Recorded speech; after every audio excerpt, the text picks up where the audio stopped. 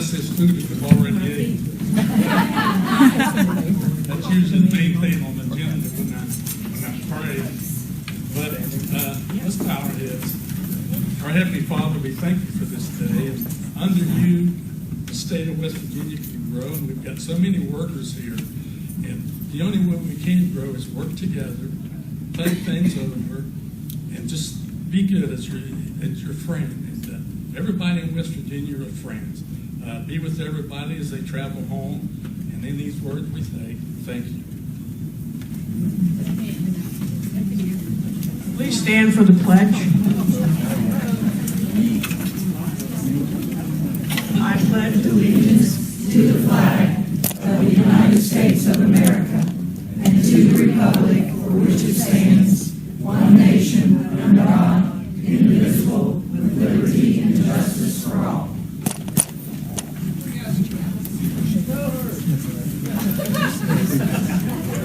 At this time, Bridget would call the roll, and if you have a proxy, please state that you have a proxy.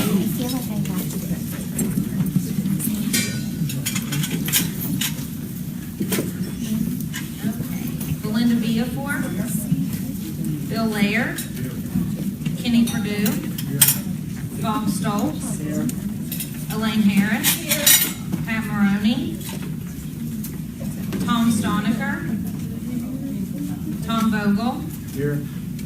Josh Stowers, Kelly Palmer, Susan Hubbard, Jerry Brookover, Marvin Masters, Kurt Zickafus, Brittany McGuire, myself, and now for the voting members, Mercedes Sayer, Neil Hurd, Steve White,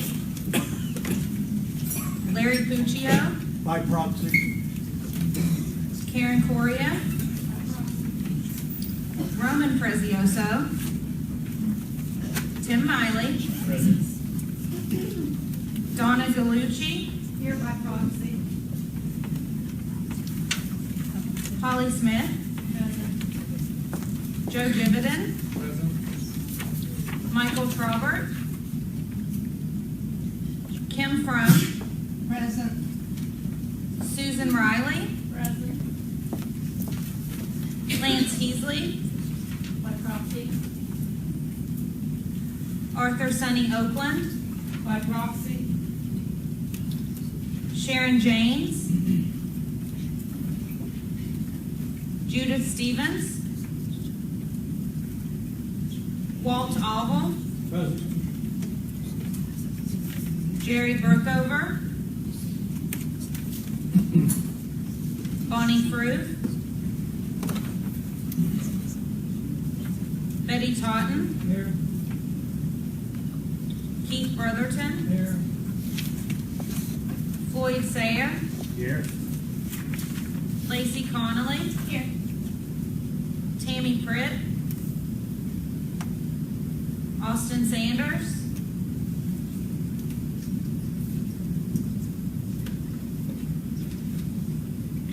Dale Stevens,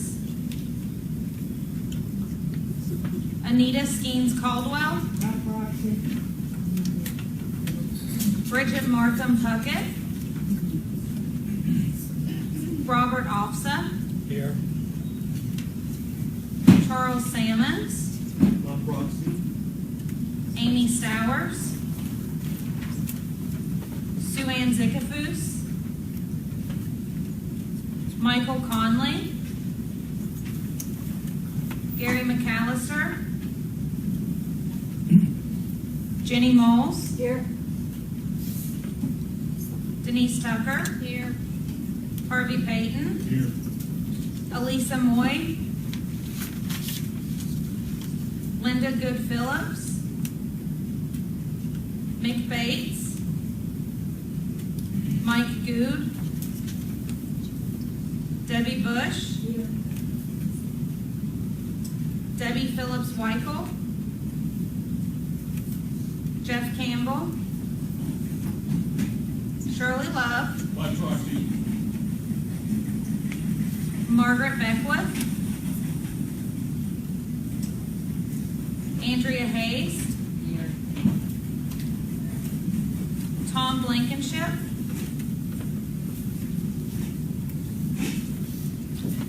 Frank Bush Jr. Here. Susan Miley. Robin Stoltz. Here. Ron Forgale. Proxy. Joshua Porto. Kelly Palmer. Mike Caputo. Alan Kisner. Rita McCrovey. Joyce Wilson. Nimrod Riley. Here. Mike Withers. Present. Jill Burkhart. Here. Mary Kay Staggers. Here. William Gill Newton. David Webb. Here. Cheryl Lawrence. Here. Virginia Sine. Here. Rod Snyder. Here. John Unger. Bonnie Brown. Here's our proxy. Patty Hamilton. Here. Booth Goodwin. Present. Fired up. And Richie Robb. Here by proxy.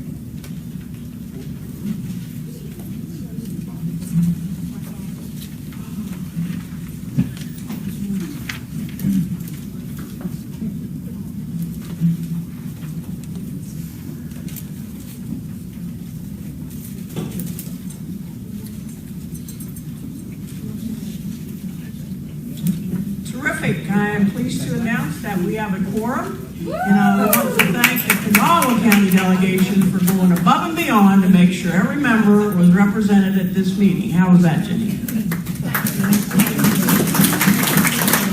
And also this morning when Kurt made reference to the great mayor, he left out the first man. So, Booth, I'm happy to see you as well, and I'm happy you're fired up.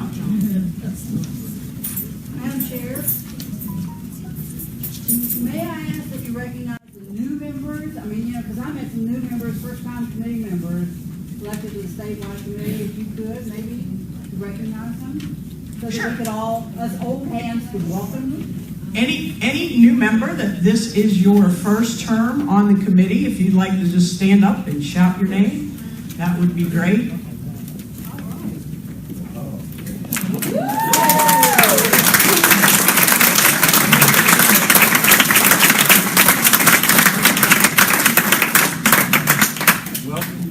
Welcome, welcome. So, at this time, I'll entertain a motion. We have secretary's reports available. Of course, at our last meeting, we did not have a quorum, so there's really nothing to report other than the fact that we did meet and we did adjourn. I also want to bring light to the fact that this meeting will be live streamed. So if anybody in here has got a special talent that you want to stand up and dance or sing, then now's the time to do it. But we are allowing that to happen. So, yes, sir. Dispense with reading of the secretary. I have a motion on the floor to dispense with the reading of the secretary's report. Second. I have a second. All in favor, say aye. Aye. Opposed? The next point of order is the treasurer's report. We also have copies of that to be distributed. So I'll give you a few minutes to take a look at that. And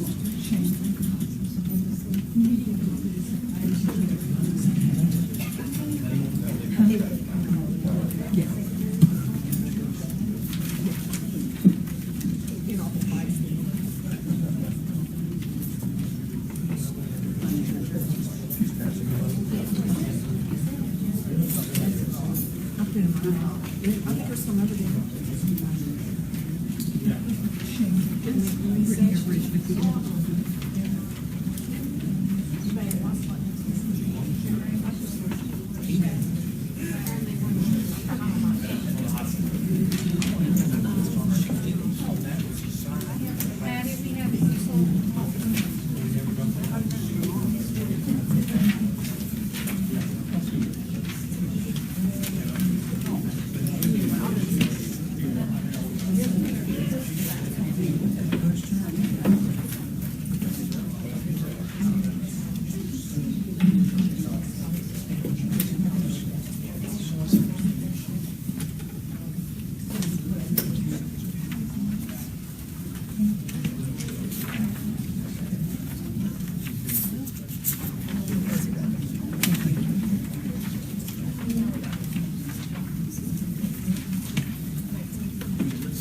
Our treasurer, Jerry Brookover, could not be here, but if there's any questions or concerns, we're happy to get additional information and have him answer any questions.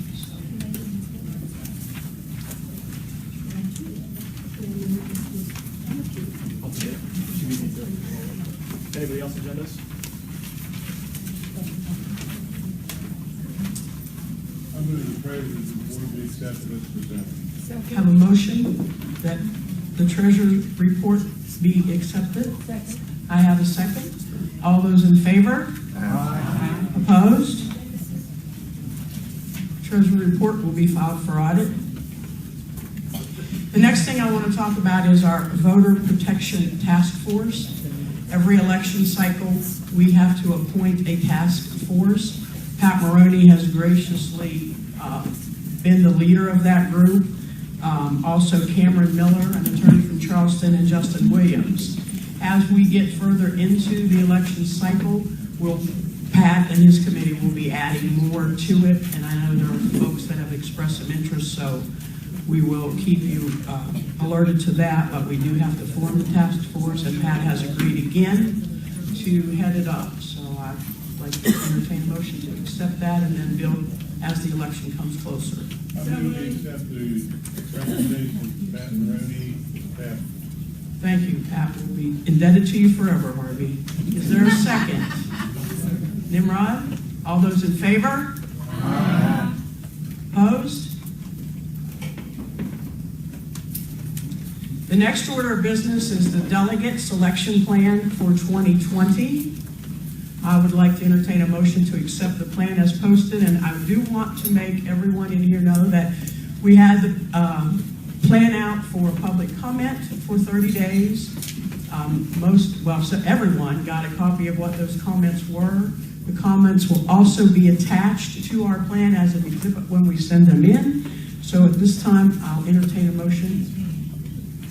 I move the adoption of the plan with editorial changes and technical changes from now throughout the process. Is there a second? Second. I've got a motion and a second. We're going to open it up for some discussion. So, Robbie? Well, I was wondering because the motion that you just made, Mr. Vogel, is that to accept the entire plan as is? With all the technical changes Just the technical changes? and editorial changes. Now, if you want to change the plan, now you amend it. Okay. So I would like to make a motion that we amend the plan in addition to those technical errors. Okay. And for the record, Tom Vogel, who's with us and has been here for a number of years and served in the capacity of parliamentarian, will do so again for this meeting. So, Robbie, your amendment? Well, I would like to, I don't know that it's ready for an amendment until the discussion, but I would like to discuss the selection of the PLEOs and the automatic delegates to discuss. There's some discussion that we would probably be better represented if we did that at our state convention, where we have a more diverse crowd. And I think if anybody has Selena Vickers' comments, that's one of the things that she had mentioned that she was hoping to change that. So I'm hoping to change that. So that we can, instead of having those selected by just a very few people, have them selected by as many people as we can possibly get, which would be at our state convention. Is there any other discussion concerning that? Yes, sir. Can I ask you, I don't know if it's properly directed to you or to Tom, but, and I hate to do this because it's going to betray my ignorance, which is something I hate to do at this stage. Go for it. Okay, should I ask you or ask Tom? Just ask and we'll figure it out. I want to, before I say whatever I am on this, I just want to make sure I understand what these delegates are. Because I was a delegate, but I wasn't on these. So, does anybody have this thing with the plan, so just so you know what I'm talking about, there's a box that tells where all the delegates are. You know, so everybody, you should have a box that's got a chart that says what delegates we pick to send to the DEC. And please, if you find that box in there, you'll see where it says where everybody's coming from. So the big four, well, it's on there a couple of different places. One of them is at, but then there's another one on page 27 that lays out where they come from and who's selected. But what I was trying to get people in, Tom, and somebody else here. So the way it's broken down, there's 16 that are elected, which is at the state convention by district. At the caucus. And the district caucuses, Correct. which are held as part of the convention. That's Correct. 16. And then 5, where it says automatic party leader and elected officials, those are picked based on the DNC rules that say who gets those slots. Is that right so far? Is that right? And you're talking about like Joe Manchin automatic. I don't know. It says, I mean, the next box down says automatic party leaders and elected officials. That's correct. So there's 5 of them. My eyes aren't real great. That's true. And we don't really have any say so. That is correct. That is based on the DNC rules that say if you're in this position, you go. So if you're the chair, if you're the vice chair, if you're the DNC rep, Whatever. that's correct. Those were elected by this body. So all I need to know about it really is not enough. No, it's not. Right. Okay. So we already eliminated 2 groups. Well, I don't think anybody wants to change the 16 as far as I know. Everybody's Well, that will be dictated by the outcome of the primary election. right. Yeah, so Yeah. So we may be more, it may be less, but right. But anyhow, so they're out. So then we're just down. I just want to get down to what we're really talking about, so I understand what is an issue. What we're down to is the things that are pledged party leaders and elected officials, which we're calling PLEOs, and there's 3 of them. And that's the next box, right? Mhm. Right now, the way it is, and when I say we, it's the executive committee. The state executive committee selects 3 of them after everybody else is picked. Mhm. right? Correct. And we had a meeting after the big meeting. That's correct. We picked the 3 of them. Mhm. And what I understood Tom to be saying earlier in the meeting, of which we cannot speak or whatever, was basically that one of the things that we, like us being the executive, tries to do there is match up the people that we pick for those with the requirements for the delegation that the DNC gives us in terms of racial diversity and different things. that's exactly what the last 2 boxes do. Okay, I mean, that's. Those, yes, the pledged and the at-large are what determines that outcome. Well, I mean, yeah, but they're looking at the whole delegation, and what the executive committee tries to do with those to a degree is kind of match what we're supposed to end up with. Correct. When you say those, you're talking about the 3. Well, Well, we're talking about both, the last 2 boxes. Yes. That's where I'm headed next. Okay. The last one is the at-large, which is also currently selected, same meeting, after the big meeting. Correct. By us. Right. So that's a total of 8. And under the current rules, our committee picks after the big meeting, and part of the rationale for us, this committee picking it, is the theory that we can try and match the demographics of that total delegation based on who gets picked by the earlier caucuses to what we're supposed to do for the DNC. Is that, am I? Yes, That is correct. you're correct. The affirmative action plan. Right, so to meet the affirmative action plan. Now, that's Yes.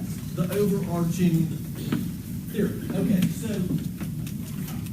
that's I may talk about something else in terms of how I feel about all that later. I know this may seem elementary, but it's Not at all. It's Not at all. really not, because I've been on this thing a long time, and I still find it confusing. It is. And especially there was a lot of reform this time around, with the Unity Reform Commission, and so there was a lot of changes that a lot of us are not Well, I'm familiar not done talking, but I wanted to get Sure. that out there. Any other comments?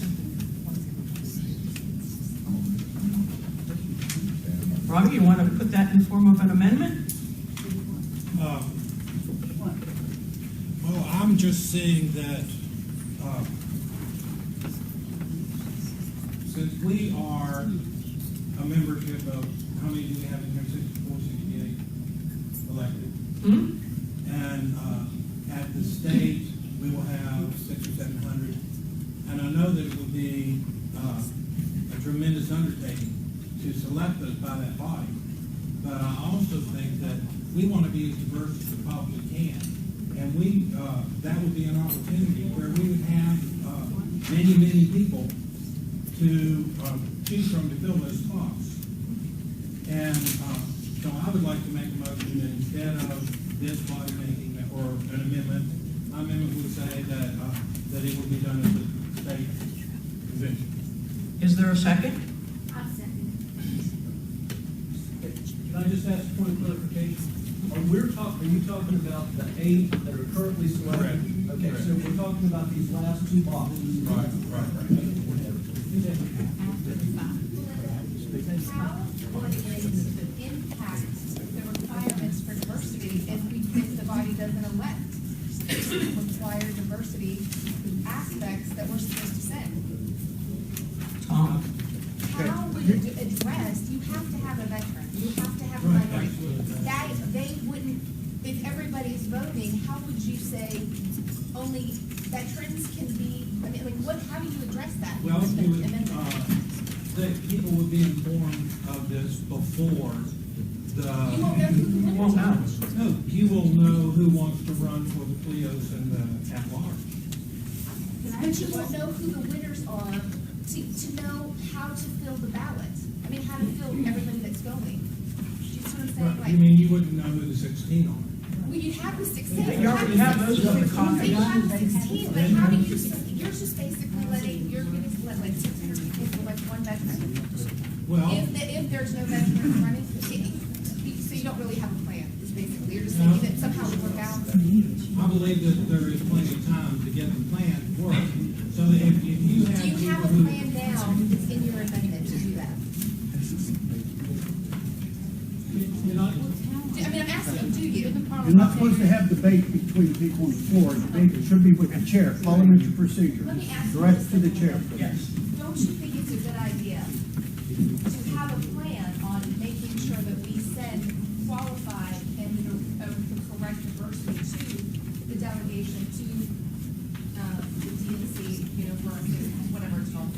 Wouldn't it be a good idea to make sure that we have a plan already in place before we just go into an amendment that doesn't have a plan in it, to make sure that the diversity is accurate according to the DEC rules? Do you have a plan, Robin? The plan would be that people would know, as when they were informed as delegates, that when they had been elected at the county level, to go to the state level, the plan would be that if you would like to run for a PLEO or an at-large, just like when you go to the county convention currently, you have to state if you want to be a national delegate.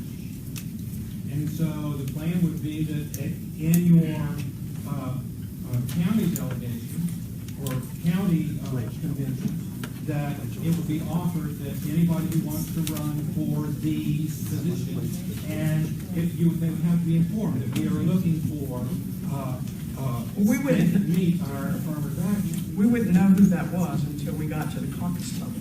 And the county convention is not where you sign up to be a delegate. There's a form that you fill out and send in The county to be a delegate. You have to file a form at that point to be a national delegate.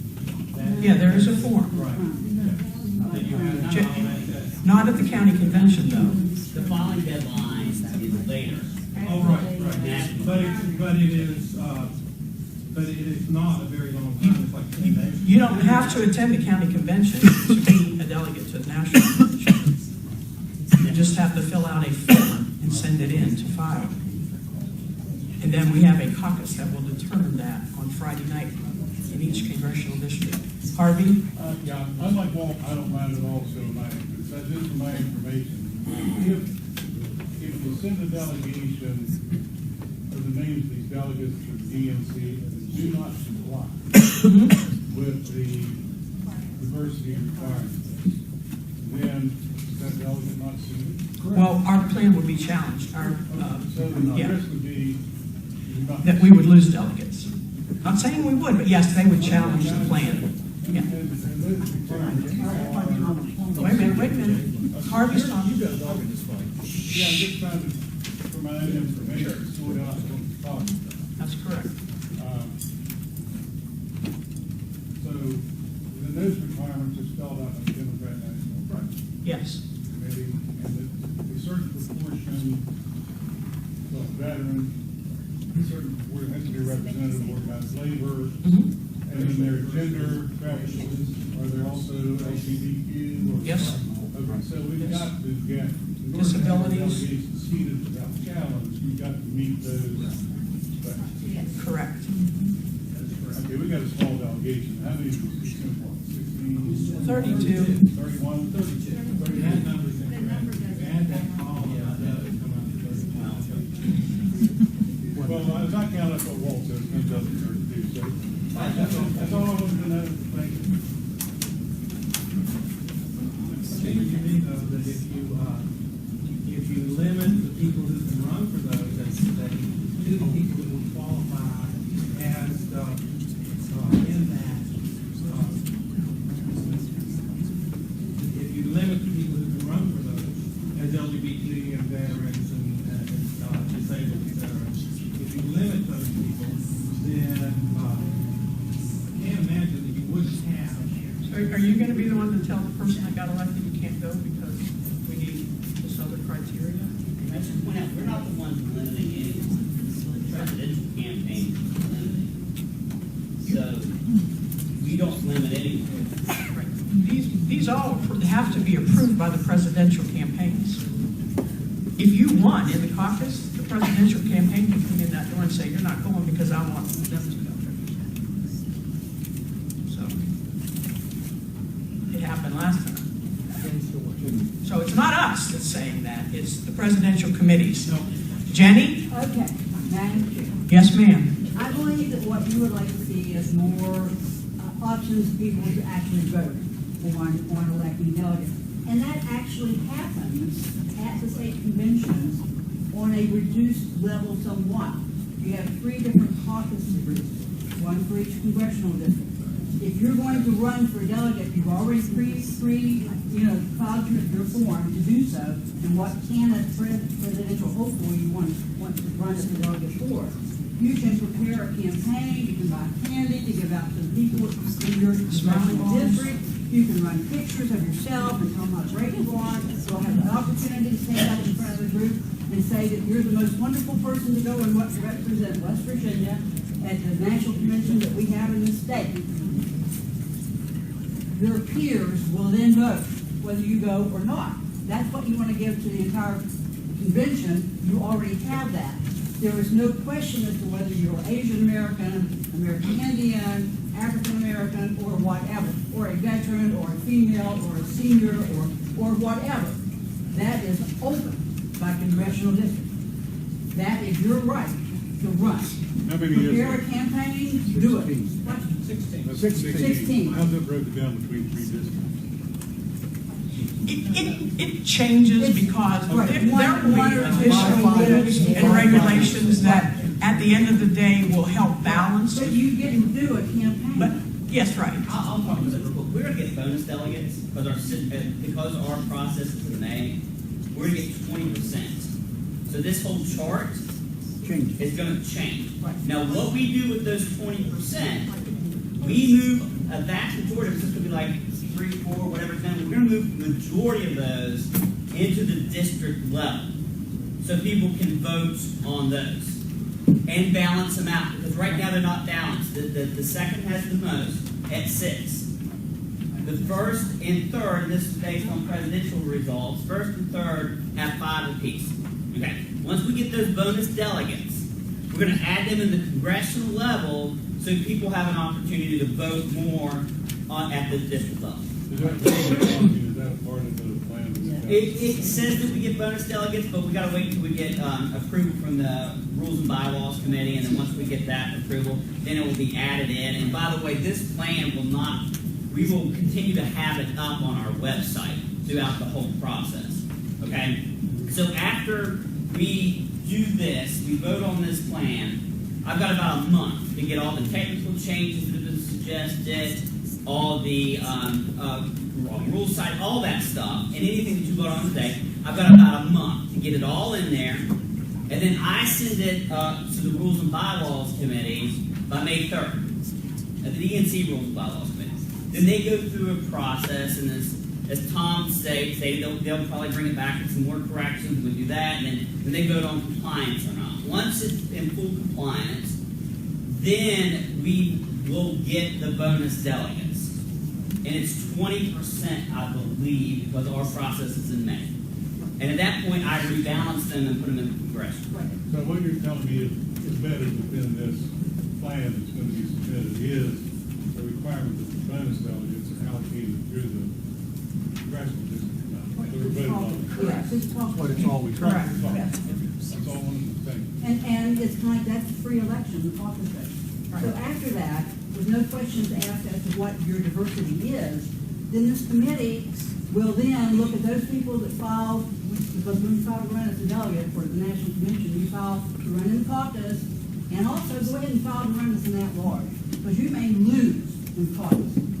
Your people that in your district may not elect you, because there are a lot of people that run that only vote for themselves 3 times. And I didn't believe that, but I went back and checked the purposes in 2012 and was shocked. But two of us, we went on to the at-large, and that's where this committee looks at those people and said, I want to be an at-large delegate, and then they look at our affirmative action plan and what was elected in the caucus to see if we met any of those requirements there, and if not, what we need in order to fulfill that requirement to make sure that every group is represented. I was elected at the at-large because I'm a veteran, I'm a female, I'm old, and I'm a so I did it all day. There was 4 strikes and I got to go. Yeah. And let me be clear. Back when we had our delegates on the ballot, talk about coming a long way. First we got county clerks, and Patty can attest to this, that assumed a responsibility for huge amounts of money to put those on the ballot. Most of the time, people didn't even go to the end of that ballot to vote for them. But when they did go, they voted for names that they recognized. So people that are ordinary folks like you and a lot of us in the room, Natalie Tennett's going to beat us out because she's been on the ballot 5 times. Eric Wells is going to beat us out. So name recognition came into play for geography. And so, to me, this caucus process opens up a whole new dynamic for you to be able to choose and get folks like the ones that went last time to be able to go. So it's, the Republicans, the clerks are trying to get the Republicans to do the same thing, and they will not because they don't want it open. They pick and choose who they want. So it is a pretty open process, especially on the caucus level. So, any other discussion, Tom? Since I'll get back to the amendment. I'm standing in opposition to the amendment, even though I understand what they're trying to do. If you have 600 to 700 people trying to vote on those people to fill those spots, and let's say there's 40 people running, and you have eight spots you want to fill, the top 8 voters may not fill those categories, and you have to tell them, sorry, you got the most votes, but you're not going. Or then the next state, they fit categories, and the person who represents the campaigns there, sorry, I don't want those either. You really, now you're going to have an uproar big time at the convention. This is a fair process. People get to elect people, which they never did before in essence. And then you're only filling a small number later that have to fit the diversity. So even though I understand it, I speak again. Well, I'm sorry. Yeah, so I hear what Tom's saying, and I've been involved in this process long enough. And I hear what Susan's saying too, to some degree, but I don't agree with either one of those positions. And here's why. And I know this will shock you. I don't agree. qualified with the DNC. That is, I mean, so it doesn't matter whether this committee picks the DNC or this group picks the DNC. And I don't, frankly, Tom, with due respect, and you've been at it a lot longer than I have. Well, maybe not a lot. Anyway, but I don't see any difficulty with having an election in which it's clear, because we've already done our caucus. So this is after the caucus, and we will know at that point what boxes have been checked as far as the DNC requirements. We will have our 16. We'll know at that point. We have the veteran, we have this, we have the various things. We'll know what we don't have. And I see no problem with, at that point, saying very clearly to the group, this is what we have left that has to be filled to meet the DNC requirements. Before we vote on anything, if you do not meet these requirements and you get the most votes, you will not be a delegate because you can't be. So you can do whatever you want to do, but understand, if you do not meet one of these requirements that the DNC has, we're full. There's nobody else to be here.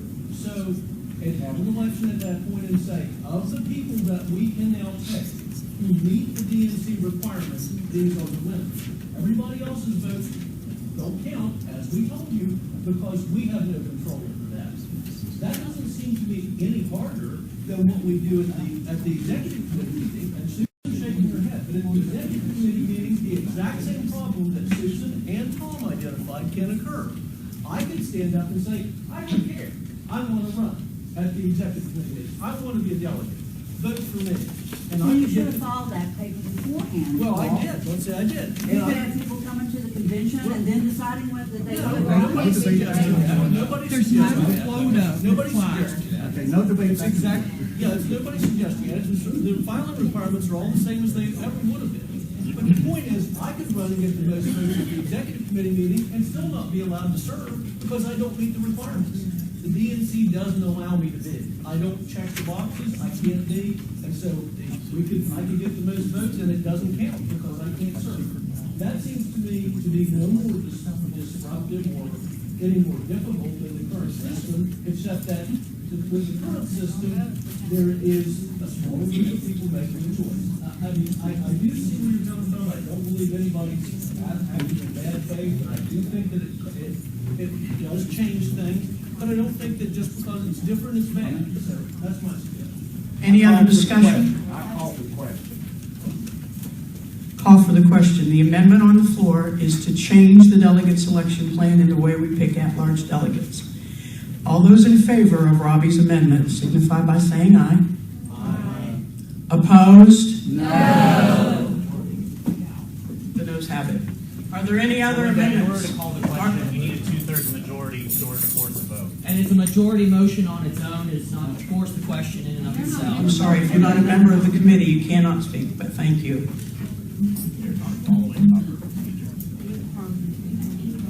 Any other amendments?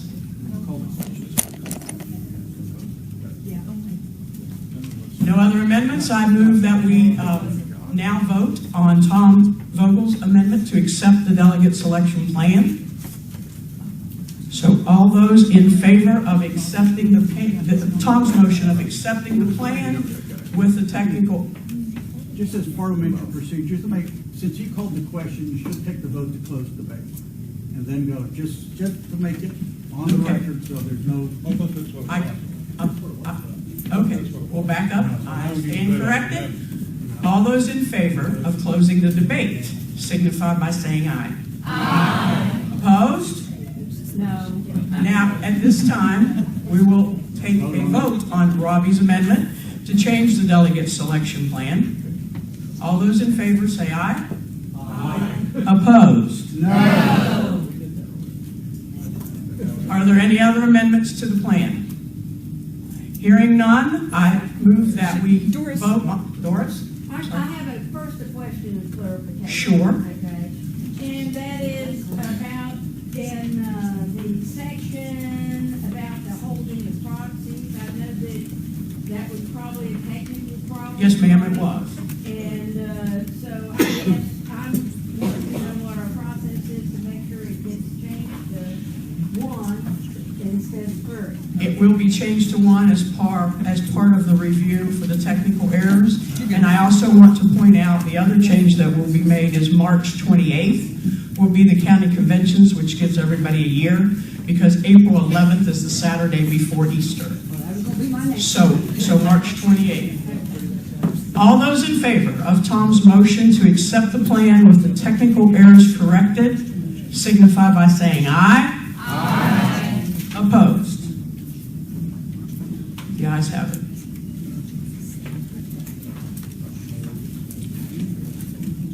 Next, I want to talk to you a little bit about our Women's Summit. I know many of you are familiar with what we had last year. It was very successful. We did a lot of training. We had some panels come in. We plan to do the same thing again this year. Is Sammy Brown still in the room? No, she left. She'll be back. Sammy left? Okay, Sammy was here earlier. She's still Sammy. here. She just cheered back. Okay, well, could somebody take the microphone in the bathroom? No, I'm just kidding. When she comes back in, I'm going to let her say a few things. But anyway, we do plan on doing another Women's Summit. I think it was very productive. We had lots of great panelists, lots of great speakers. You know, our concentration is to get more women in the legislature, so that's something that we'll be working on. We're also going to do a county chairs training. We've had some regional things going on, but we've had some requests to come back because VAN has been updated quite a bit, and we want to explain what those. Did you go to the bathroom and get her? No. you weren't in on the joke. So we want to make you all aware of what we've added to the voter network and how it can be useful to you when you're trying to find candidates, when you're trying to seek out volunteers and those kind of things. The other thing I want to bring up is our 2020 membership is now for sale for $20.20. You can get a membership card, newsletters, put on our mailing list, and just help us, with some of our projects. So last year we asked and urged each committee member in here to take 10 memberships and try to sell them. It's a good start to help us with the digital program. We direct that money strictly to digital improvements. So, if y'all can sell 10 memberships at 2020, it would be great. Several of you did last time, several of you did not, so I'm urging and asking and pleading that you do so. Where's Paul Taylor? Paul has a little humor that he wants to add to our meeting. He showed me a very interesting book. Paul, you want to bring your book up here?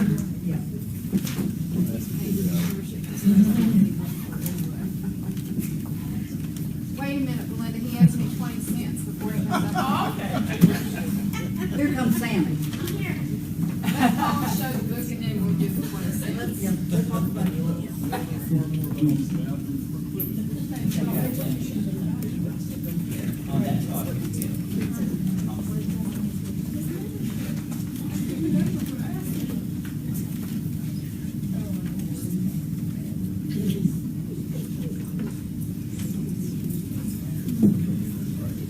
I just want to tell them the same thing you told me. I have a good friend, and I was talking to him.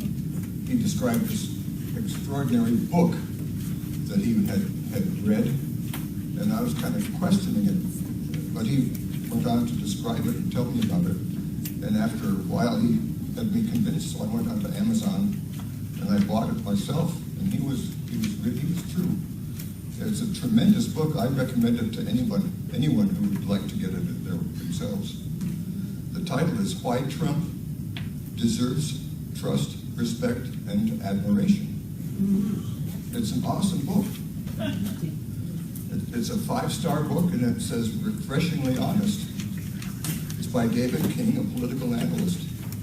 And it's easy reading, very easy reading. I recommend it to anyone. If you go look through it and you see how easy the reading is. Just look through it.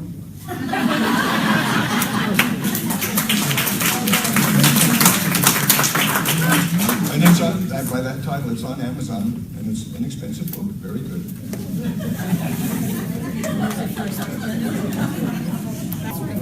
Makes it a great birthday present for anybody out there. So, Sammy, you missed it. We were talking about some things that this committee is going to be doing, like a women's summit and, reaching out. So you were the only delegate woman in the room, so if you want to give them a rah-rah, we'd love to hear from you. Well, hello, Executive Committee. Welcome to Jefferson County. Woo! I am Delegate Sammy Brown from the 65th District. It is an honor to have you in my home county. And you may have noticed, amidst a volatile, tumultuous, sometimes toxic legislative session, there was a freshman class that was truly inclusive, that may have been one of the most progressive classes that you've seen today. And so I want to first thank many of you in this room for having been so supportive of those of us that came through, that supported our campaigns, that donated your time, your money, your efforts. And if it had not been for you, many of us wouldn't have seen the legislative floor to make real change this session. So first I want to give you that opportunity to applaud for yourselves. Thank you very much, so please do.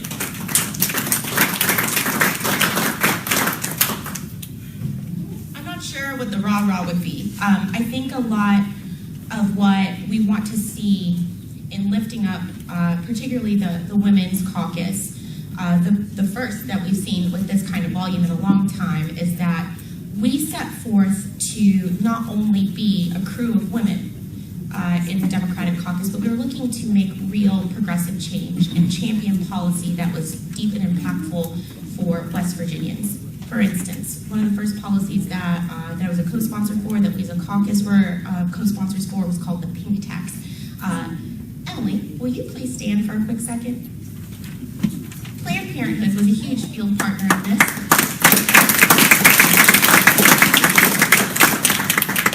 And we said, not only within our own caucus, but then in the press, and then we took this forward to the legislative floor, we said that if we were going to impact change, that we were going to impact it in a way that was most mindful for the majority of people in West Virginia. The population of West Virginia is comprised of about 52% women. And we thought that if we were going to go after the most marginalized community, if we were going to give real relief to those that need it most, why not go for products that needed tax relief for women and children? So we introduced a bill that would give tax relief for menstrual products and for diapers, and we were very proud to not only introduce but champion that legislation, and it actually made national news. So amidst all the other stuff, that was a headliner that you can be proud of. A bill that I was personally proud to be lead sponsor of in the House version, but that it was the Senate version that actually saw it through the process and signed into law, was the Sexual Assault Survivors Bill of Rights. This was a comprehensive piece of legislation with 8 common sense rights and guidelines for what survivors could seek as far as justice after they have experienced assault. This is important because we are now changing the narrative of rape culture. This is, again, another piece of legislation that we had a very strong partner, so thank you again, Planned Parenthood, because here in the state of West Virginia, we are known for so many things in the national commentary, but this is one where we could be out front. This is one where we could change the narrative. This is one where we could combat a legislative body that called a gun bill a women's health bill, that said a gun bill was our equalizer, that said a gun bill that if it passed would be the difference between assault and not. And with this bill, we're having a true conversation about autonomy over our own bodies, about respect, and most importantly, about consent. So you too can be proud of that.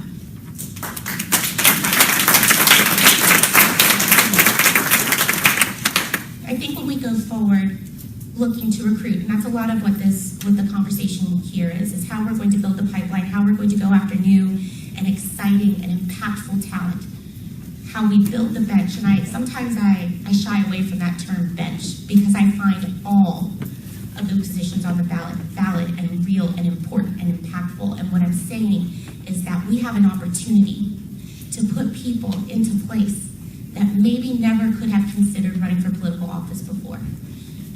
I personally, there is no way that you would have seen me as a politician, maybe even 5 years ago.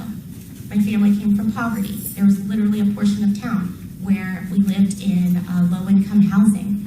You know, I come from a labor movement, and it was those folks that taught me exactly how to come up here and speak just like this, to fight on the line for my principles, that told me that when corporate interests are getting 10 years tax-free and we have to put our teachers on the line just to get 5% pay raises, that there's something systemically wrong with our government. We have a chance here. And Women's Summit is just a small portion of that. Because if we're looking to create true inclusivity, if we're looking to make sure that we have a diverse and real representative government, well, you can't have that without women in the House. So,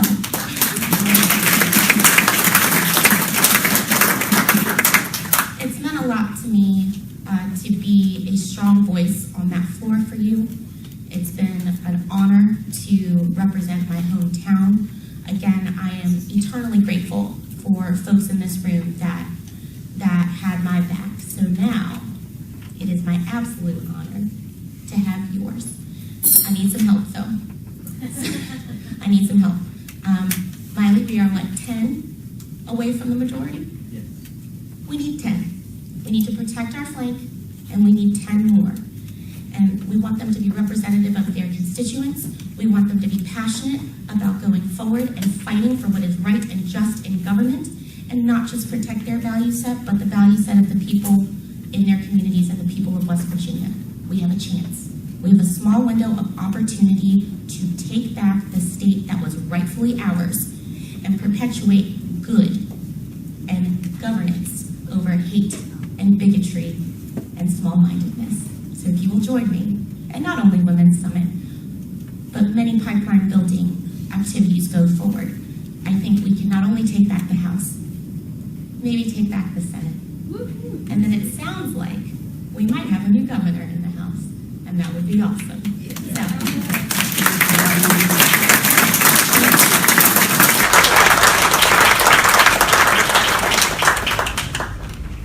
At least we would have a governor in the House. Last night, we were fortunate enough to hear from the chairman of Jefferson County, and we're joined now by the chairman of Berkeley County, so I'm going to ask him to come up and say a few words and listen to his rah-rah.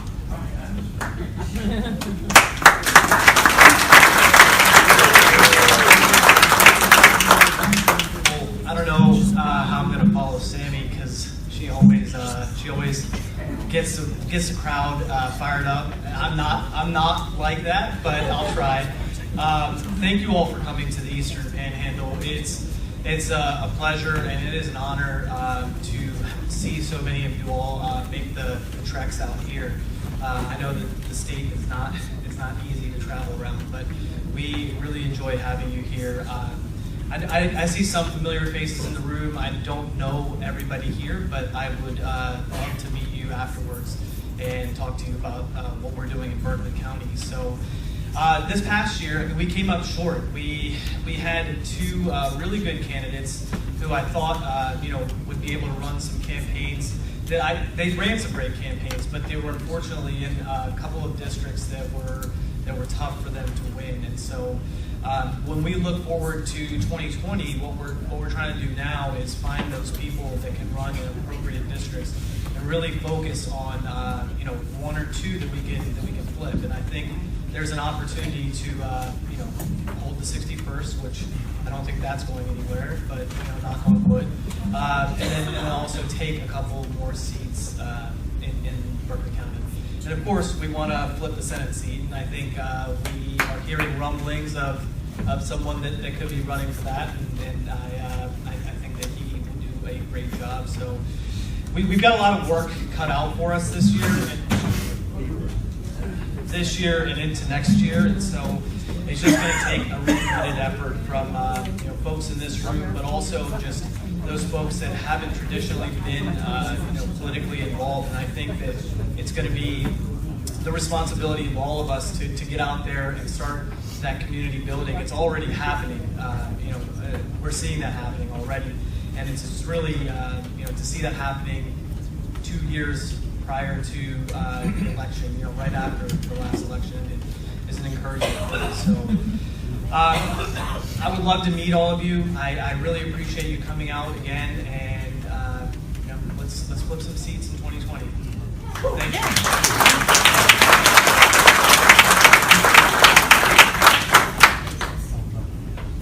I want to thank the president of the Democratic Women's Club, Robin Stoltz, is with us, and I'd also like to bring Neil Hurd up. He'd like to make a few comments. President of the Young Democrats. Madam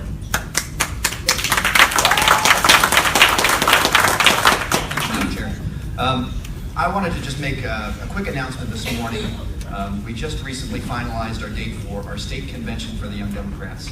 That will be May 17th, 18th, and 19th this year in Charleston, West Virginia. We will be at the Marriott. We do have a room block that's already taken care of. It's $124 for the rooms, and that covers their parking for the weekend, and also Wi-Fi and things like that for the room. I would like to just touch base about some of the things that we have been doing and what we hope to continue to do moving forward, getting into 2020.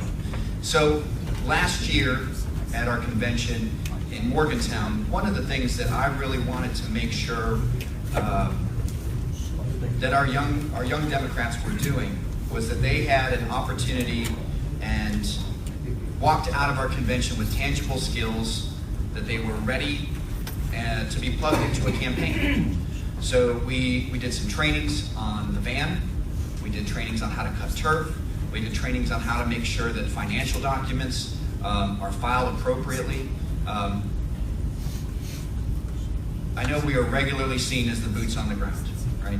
And at some point, we are the future of the party.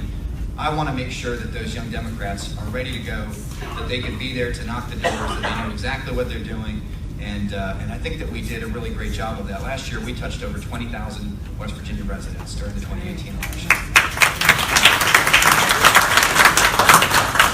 I think that is a real testament to why we had a +5 in the House and a +2 in the Senate. It could have been better, but I will never snuff my nose at +5 and +2. Not when we have not gained seats in the Senate since 2010. And that is so important to take out the people who are going to be the majority leaders. The next thing I always like to do at these meetings, I like to ask you for money. I have absolutely no qualms in doing that. We need money. The Young Democrats are, as we all know, the boots on the ground, but we also do some really great things. We offer trainings. Last year, we also hosted congressional debates. Someone is finding their phone. It's been found. Great. We hosted congressional debates in all three districts that were over 100 people in attendance, and we had thousands of people that watched them online. I think that is so important for us to be able to continue that momentum, the movement that we have been building over the last few years. So we need money to do that. We do have some back debts that I'd like to make sure that they are paid off this year. We are going to try and raise $2,500 to make sure that our convention is paid for in full before we make it to the Marriott in Charleston. That has always been a goal of mine, and so far in the last 2 years, we have completed that goal and walked away with a net positive from our conventions. And so I have a kind of a robust plan. If you are a county executive chair, I will be reaching out to you within the next few weeks because I would like to ask your county executive for some money. If you are a Federation of Women chair from the counties, I will be making a reach out to you in the next few weeks because I'm going to ask you guys for money as well. If you are a delegate or a senator, I'm going to be making a call to you because we need to ask you for some money. If you can't get the gist here, we need money. Don't we all, right? Especially with the campaign finance reforms that we've seen with 622, it is going to be so important that we build the grassroots and make sure that we have more people on the ground than they do, because that is how we combat an excess of dark money in 2020. If you would like to make donations, checks can be made out to the West Virginia Young Democrats. I will be happy to meet with any of your committees over the next few months. I'm actually traveling a lot for work, and so I know I will be in Wayne County and Kanawha County and Harrison and Mon and all over the place over the next few weeks. If you have questions, I'm happy to help answer them. Again, please contribute to the West Virginia Young Democrats. Yes, sir. Do you have an active? We do. Do you have an active? Yeah, it's connected to our Facebook page. Yeah. Other questions for me? If not, I do appreciate your time. Thank you for making it all the way out to one of my, I used to live in Morgan County in the Eastern Panhandle, and so no one ever wanted to drive up here, and so thank you for making the trip. Just saying. Sorry. Thank you for making the trip. If you have questions, please come see me. I'm happy to come out to any of your meetings if I can. Thank you. Thank you.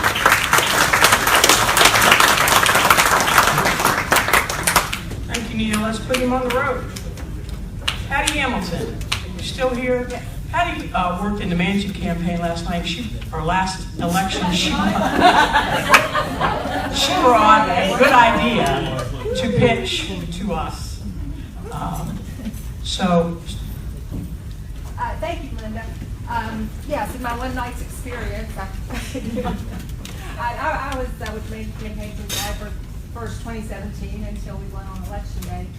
And during that course of time, and actually before, in working with county officials and such, I found a need to have a sort of a statewide perspective of events. And I thought that the party website would be a good depository for that information. And like any idea, it's just more work for the staff. So I didn't blindside them with this. I did mention it to them. But I think it would be an excellent candidate tool if you could go to the Democrat website or some version thereof or some link from there and see a type of calendar that is very robust with not only political events, the Jefferson County dinner or the Fayette County picnic, but also fairs and festivals. Have any of you all tried to get a statewide handle on fairs and festivals? There's a lot. And you know, if you're in a multi-county district and you're trying to run, or you're a statewide candidate, you will get the call if you're not there. You didn't have anybody there, you weren't there, and you didn't even know about it. Right. So I think it would be, I look at it as a calendar for candidates who could use it to plan their schedule, and it would have to have some, it's impossible to keep up with it all with a small staff. Even a large staff like Manchin had, we would miss fairs and festivals and things. So you have to have folks helping them to fill in the calendar. But it would be hugely helpful to candidates, I think, to know that there's one site they can go to that would have nearly every event in the state that they might be interested in attending. And we could talk more about, done by county, statewide events, however helpful it would be to set it up. And also technologically fairly easy for the staff to add things, or even other people to add things. And that a Google Calendar is a good example of what I'm talking about, because you can hit a date and you can see that there's absolutely nothing on that day, or there's like Labor Day weekend, there's 100 things on that date, and where are they? And so that is something that I think would be an excellent candidate tool, and as a service from the Democrat Party. Thank you, Linda. Yes. Great idea. It's only going to be as good as what you all tweeted. So it's important to get that on there. So look for a call from us. What events are going on. Look for a call when we come to visit and pick your brain about candidate recruitment. Is there any other business to come before the committee? Mr. Withers. I live over in Taylor County, north central West Virginia, and I'm putting out a call for help. Our roads are terrible. Ben Miley knows it. He lives there in Harrison County, and I'm sure you've heard about the secondary road conditions. Absolutely terrible. Charlie Clemens says, you know, the Senate Transportation Chair, only thing we can do about it is raise maybe the fees again, DMV and all that stuff. And of course, Lion Jim says, not on my watch. Wait a minute, Lion Jim, you just did it.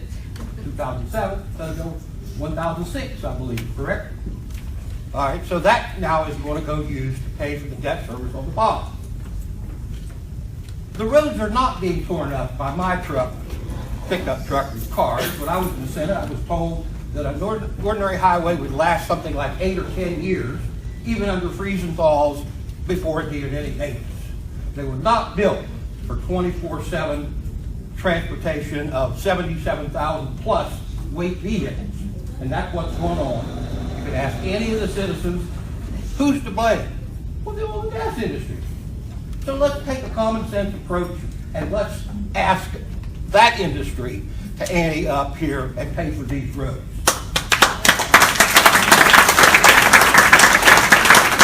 And you folks are all political animals, and I think you know a couple delegates and senators and a few voters, so that's my pitch for help.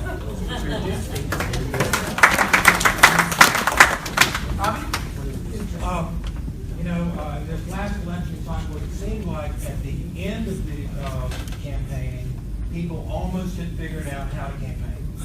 But it took them so long to get there. And I know that I went to Stephen Smith's thing last night this morning, and he's got the right idea. You have to get really started early, and you have to be very organized. And so I would like to make a motion that we contact people immediately after within 2 weeks after the filing date is ended for candidacy. If they have filed for a Democratic position, that we should contact them and offer them our toolbox at the beginning. And the earlier we can do that, the more it's going to help them. And so I'd like to make a motion to that effect, that we would try and make contact with these people immediately. I know that we had several of the candidates that I work with said, well, I know in our county, they complained that our county executive committee had really done nothing for them. And, we thought we were doing stuff for them, and I think that is a common thing, is that when people run, they hope that someone else is going to do everything. All they had to do was pay their money and put their name out there. But there's also a lot of things that the state has. I know with the van, by the time I started receiving trainings, to try and help my candidates, luckily, other people that were working with the people that I would work with were better with all of that kind of stuff than I was. But I would assume that anybody who is running for office would have some kind of technical support. And so I think that it would really help us to gain more Democratic seats if we were able to offer them a toolbox from the beginning. And so I'd like that to be a motion that we would contact those people within a couple of weeks after the filing deadline, and with an offer of whatever we have in our toolbox that I've heard, I don't know what all we have, but it seems like we certainly have things that they could use, and the sooner they can get on the ball with it, they're not going to be getting the drift at the end of their campaign. And a lot of people are so discouraged when they lose that they don't take that experience and run again. But I think the earlier we can get them on the ball, the more that we as the West Virginia Democratic Party can help them, the better off we're going to be. Well, we started November 7th. Well, so we're not waiting until January. We started November 7th. And my motion is that we would contact people. The candidates, sure. Yes. Sure. But in the meantime, like this off year, there will be trainings. There'll be some workshops, but absolutely, your point is well taken.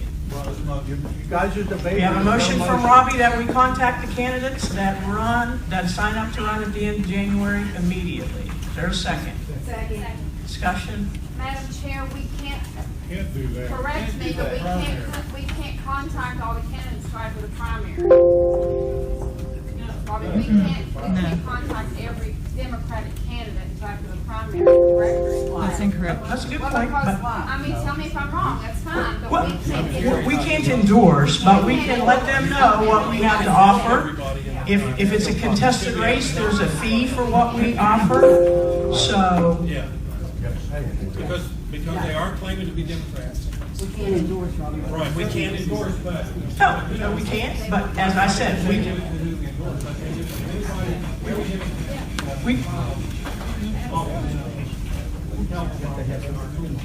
we can offer that to everyone, and if there's a contested race, of course there'll be a fee that goes with that. But that can correct before a primary, a contested race for the voter network would require a fee from the candidate. Yes, yeah. Until they become the nominee. So they could use the West Virginia van, but they have to pay for it until they win the primary. Correct. And at that point, well, I'm not saying that we should, that the motion is not that we should give it to them. We should let them know what it is, so that we can help them get organized as early as possible. We can do that. Absolutely do that. Second? Second. All in favor? Aye. Opposed? Thank you, Robbie.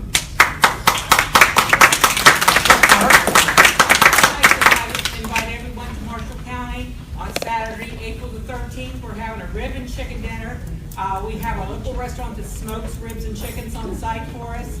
And one of our members has a restaurant. She's making all homemade sides, homemade desserts. $25 a person. Come turn out. We'd love to have you in Marshall County. First calendar event. You have to bring your own silverware. I have spare if you forget. Yeah. Thank you. It's you bring your own place setting. Place, and that sounds odd, but it's like a steak fry. I know a lot of the state doesn't do steak fries. We do steak fries too. But we do have extra plates. We do have extra forks. You bring your own silverware and plate. Everything else is provided. Thanks, Kurt. Pam?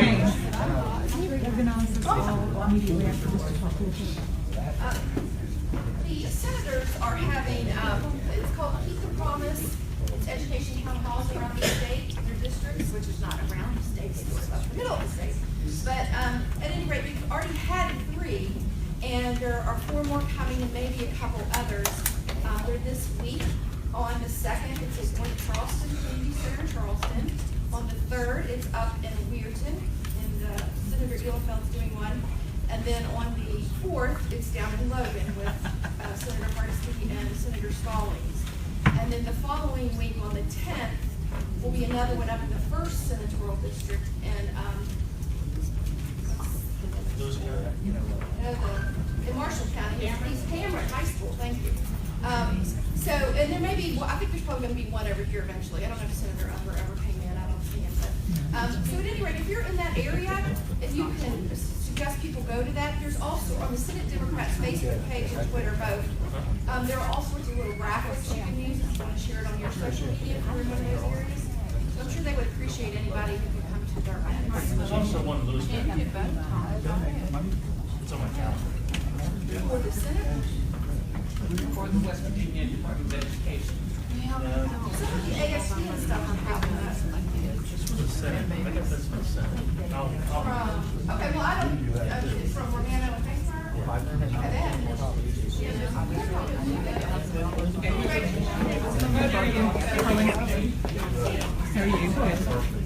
yes, it's all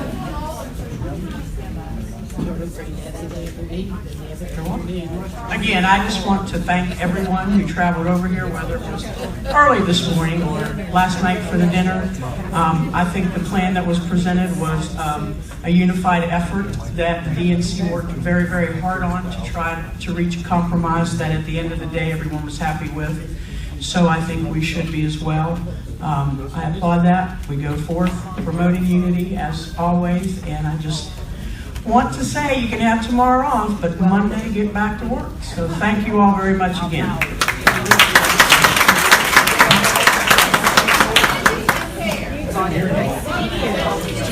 We have a motion to adjourn. Thank you, Lacey.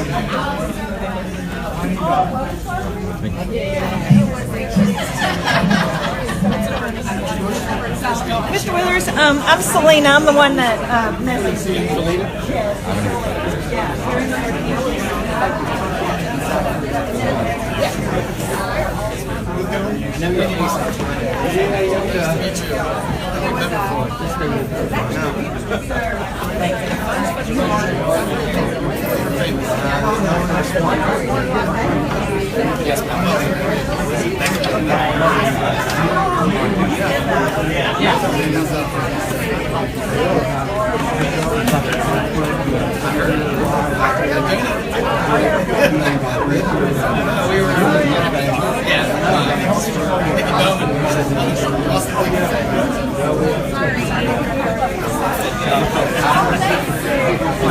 You got everything but those two things. We're gonna take all your comments and basically put them in there. Yeah, except for the ones that got voted down. Yeah, and I don't know if you know that, but some of the information there was I mean, it was incorrect. I mean, Well, yeah. So what happened was that the alternates and at-large shall be chosen by the bodies, either state convention or the district level delegates. And it does allow for the executive committee, but the start of it is important. Yeah, but we presented it to how we all do is we presented the Rules and Bylaws Committee. This is the same thing we did in 16. And this is where it gets very confusing, right? We send it as we want it. They'll come back and we have to work to make full compliance.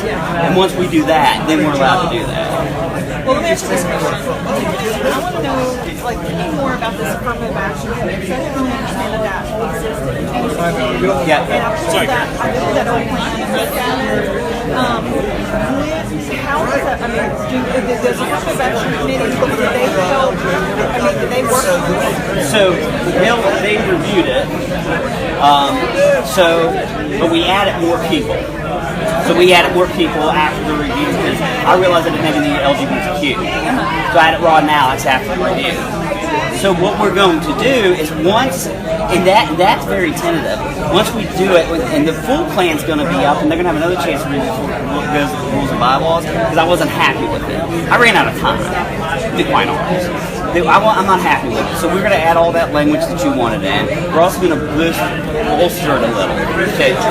They're going to meet.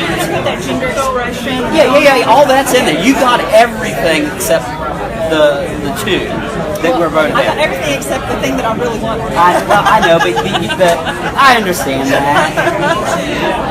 But now, not to say that I'm not happy about the date change. That's important. Not to say I'm happy about those other things. But if I could have picked one thing that I wanted, it was for us to. I get it. But if you look on my end of this, though, what my fear is, because you know and I know, it's not a requirement. Those are not quotas. Because they're not quotas, and they talked about that as encouraging quotas, and it's not quotas. So, but my fear is we elect all white people on the district level. No bullshit, because we picked old white people to go last time. The executive committee picked last time, and they picked political favorites, and you know it's true. No, that's not true. No, you're wrong. You're dead wrong on this one, and I'll tell you why. You're dead wrong because the Sanders campaign and the Clinton campaign struck everyone except the amount of delegates they had. I was negotiating with the Sanders campaign on Saturday. That's how Justin Blake got to go. We elected him at the at-large position. Yes. We elected Kristen Ross at the at-large position. We elected quite a few folks at the at-large position. We elected Coy Flower at the at-large position, LGBTQ. All right? Franz Gorman. Yes. I agree. But on the alternates, alternates were Shirley Love and Nikki Barone. So, that was the Sanders campaign's fault on that one. They did not strike Shirley Love until after the fact. And I said, we've already picked him. But what piece of diversity does Shirley Love fit? He doesn't. But that's the alternates, too. But it says that the alternates and the at-large are part that you have to consider them part. Yes, but the Sanders campaign never struck him. and they did not have. See, this is what maybe you don't know on the back end of this, right? Because I'm negotiating on the back end. Yeah. All right. The Sanders campaign didn't strike him for whatever reason, and I warned them about it. I said he's just a delegate because Sanders won. Yeah. So, all right. Well, I just think I think that we can do it. I think that I couldn't speak for when Susan said, well, "What about a plan?" I mean, the fact that the PNC has that in the rules, they have a way to do it. I would imagine that after the Friday night district caucus, then you have another ballot on Saturday morning that has the LGBT say by people's names. You say, hey, you pick. the problem is the presidential candidates don't care about my inclusion laws. That's the problem. They have to this year. And that is in the affirmative action plan. That's Loosely. They're going to try us, right? And we're going to have to fight back on it. And that's where you come in too. It's like if I come to you and say, Selena, this is what the Sanders campaign's trying to do, or any campaign at this point, right? But if this is what they're trying to do, help me, because I had to negotiate last night. Have you ever asked for help that I haven't made it really?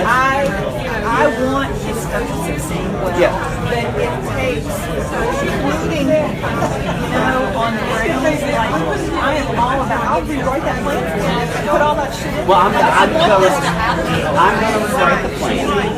I'll let you know when it's up. Yeah, we gotta re-put it up. It's not going to be some kind of comment again. No, but if I want to challenge any of this, I only got 50 days to challenge here. well, if you of course we voted or we didn't vote. I'll get this done in 15 days. All right, send me a copy. All right. I was because I go through the model plan. I ran out. We had a middle legislative session, and I ran out of time. And I knew there were huge problems. So I will have it done. I want it to be a good plan, and I care more about motivating all those delegates and all these people on the grassroots for them to feel like they're valued and share part of this process. I care more about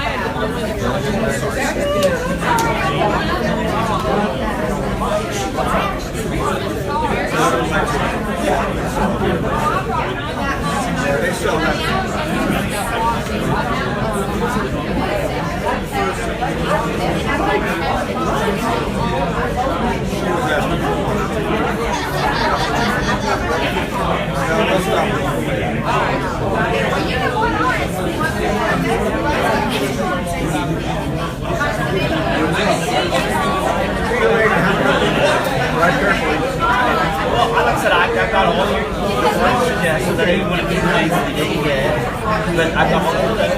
It's going to be all updated. It's going to bolster the action plan. We're going to get them back into the group and actually start reaching out to folks, because that's their big thing. They got to reach out to folks. And we've done a good job of doing that, but we're going to have the inclusion goals are bigger. So we got to do, we added disabled this time. Not physically disabled, disability. We added disability. Yeah. So we added that into our job because should be helping us. So they've got a job. But the first step it takes to get away is I'm going to correct the mistakes in the plan. And I'll say you'll see all the attachments. We have to do this happened, all the comments are attached to it, the media plans are attached to it.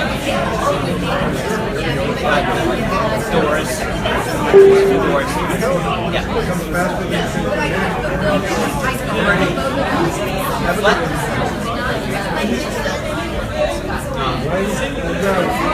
What you want me to listen to.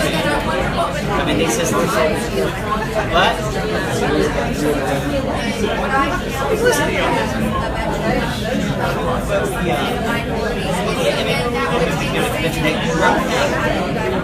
But I just want to get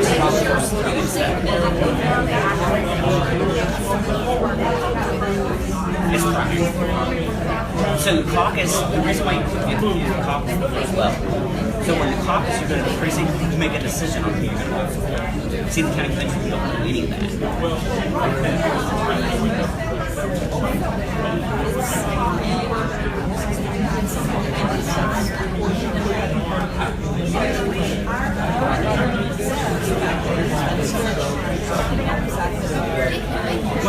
but they don't. No one considers the county convention. No, it's not. Yeah, but that includes you becoming a delegate to the national convention. I'm not going to think. Yeah, so that's the reason why. Because it's a plan to the delegates of the national convention, not a plan to the delegates of the state convention. Yeah. So that's why. 100%. Because that's what we give energy to the county state. That's what we put together. So.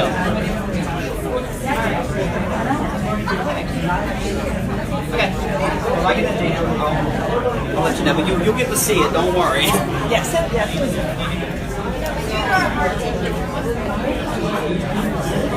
Yes.